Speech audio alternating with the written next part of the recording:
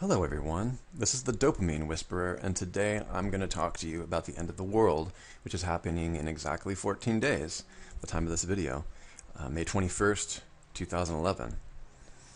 Now, many of you do know me, and you know that I'm very passionate about the neurosciences, specifically as they relate to neuromarketing and neurospirituality, otherwise called neurotheology. That is how the brain works and the subjective and objective experiences that are being had by people who have various religious experiences and mystical experiences, of which I am also very, very familiar with in my life. First of all, I want everybody to understand that the purpose for making these videos, including the multiple 9.5 magnitude earthquake video, which had massive response, both positive and negative, because it created so much cognitive dissonance from its unexpected ending. I want everybody to understand that the purpose for making these videos is that it is my personal life mission for all individuals everywhere, my children, your children, to have a deep-seated understanding of the principle of cognitive dissonance. Because cognitive dissonance is pretty much the core and the root of almost all human suffering.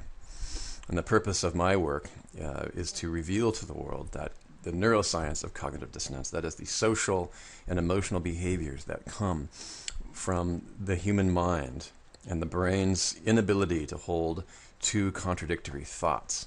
You can almost see this whole process having in the strange attractor model that I put on my wiki here, is the root of human suffering. And in this video, I'm going to show you why.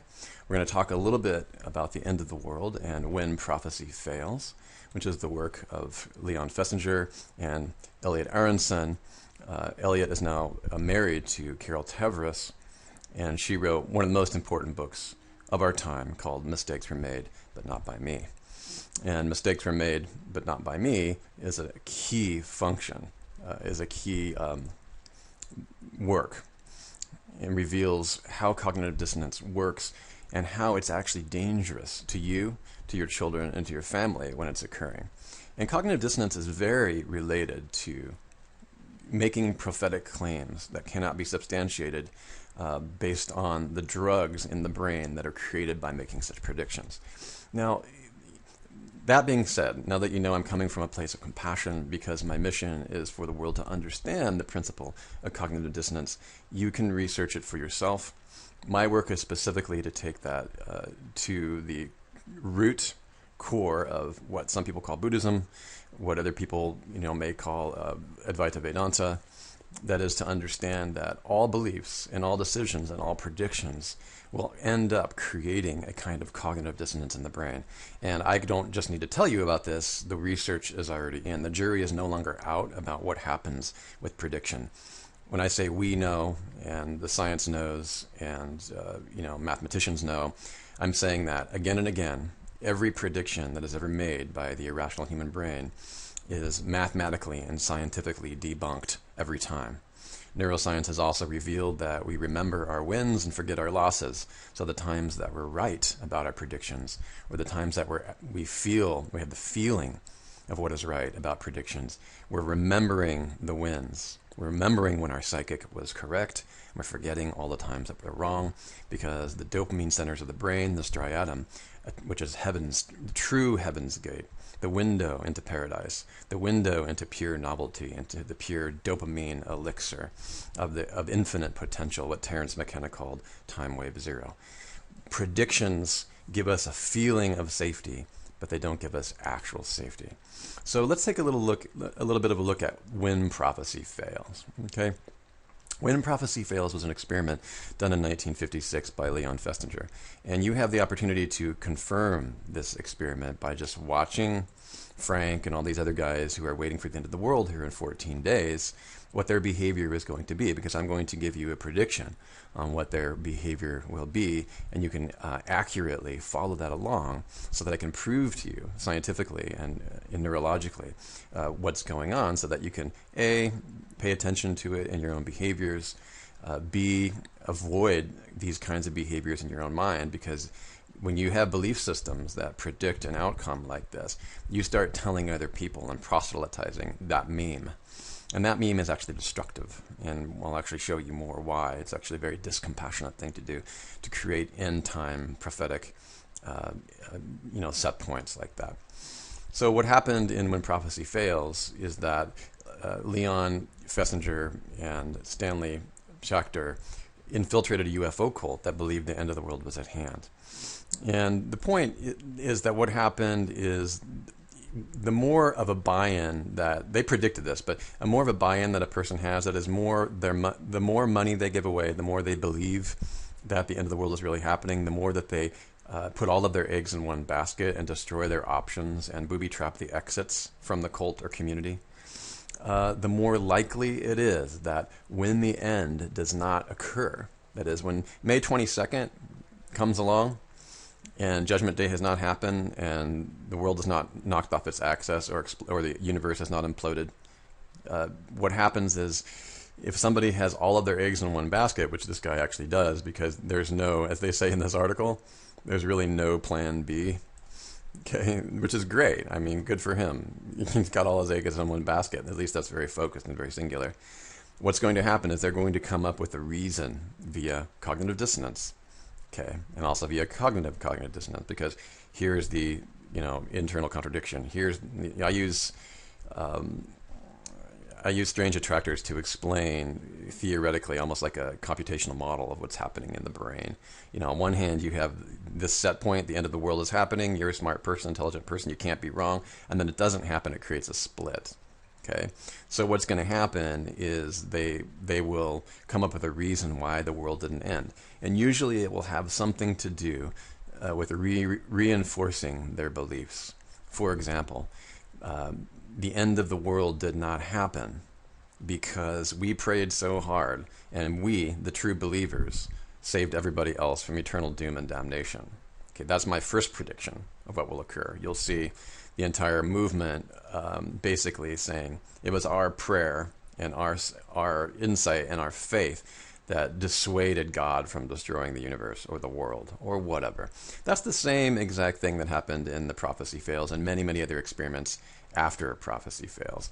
And you can actually read on my wiki, which is ThemeZoom Neuroeconomics. If anybody wants to help me edit this wiki, believe me, I know that it is not edited. I don't have an editor yet. ThemeZoom-Neuroeconomics, you can look at the main page. You can read exactly what happens, or any other site on the internet. But what really happened in Festinger's amazing work is that the group is stunned when nothing happens. And the people who had given away all their money and all their stuff and had nothing left to do, had all their eggs in one basket, simply had to come up with a new belief system. Okay? So what happened is that the group that had buy-in started running out into the street, proselytizing the fact that they themselves, through their light and energy, through their ascending current, had saved the world by the power of their prayer. That's why nothing happened. Okay? And the people that did not have buy-in, who did not give all of their money away and believe something ridiculously stupid, did not. They actually got up and walked away because they could still get out with their mind intact. Now, understand that I'm coming from a place of having had profound spiritual experiences. I've spent my entire life, over 25 years, in the company of masters, living in ashrams, living with, siddhas. I understand what goes on in these groups. I'm not speaking theoretical. I've lived in an ascension cult. I've watched D-Day come and go. So I'm not speaking from a place of trying to crush people's belief systems. I'm talking about the deep disappointment that comes from understanding the limitations of our own brain, but the freedom, the liberation, the compassion that comes from understanding the limitations of our own brain. And that is my work in the area of cosmic, what I call actually existential, the name has changed, existential cognitive dissonance. Existential cognitive dissonance is the fact that whenever you believe something profoundly and there's a contradiction, there's a cognitive dissonance vacuum that needs to be filled. Okay, whenever you're up against a belief system that's inaccurate, that's why when somebody's attacking your belief, or, we lock it out. Whenever we lock in, we lock out. So books that I would recommend that you read on this topic are Mistakes Were Made, Not by Me. One of my heroines is Carol Tavris. She's an amazing writer and neuroscientist, social neuroscientist. She's actually really cracked the code with the work of Elliot Aronson on cognitive dissonance and effort justification. True compassion, I believe, will be found by understanding a lot of the recent works in morality and ethics, such as Sam Harris, Moral Landscape, and the rest, where we understand that the human brain locks out anything that it doesn't like and tends to be attracted towards the thing that it wants to believe. These are cognitive bias. But more importantly, the danger comes in when we start telling others and transmitting memes, when there's a mimetic velocity behind bad ideas. And more importantly, when we have a bad idea, we contract around it very deeply into our core. And once you have a belief that goes past a certain core contraction, you can't get out of it. It's very, very, very difficult to break that self-contraction, that bond. The fact is that beliefs are not really required. So my work in everything that I'm doing, very specifically in my movement, which is called Solar Line, Compassion Beyond Belief, is to help people move beyond belief systems and look at belief itself without fear.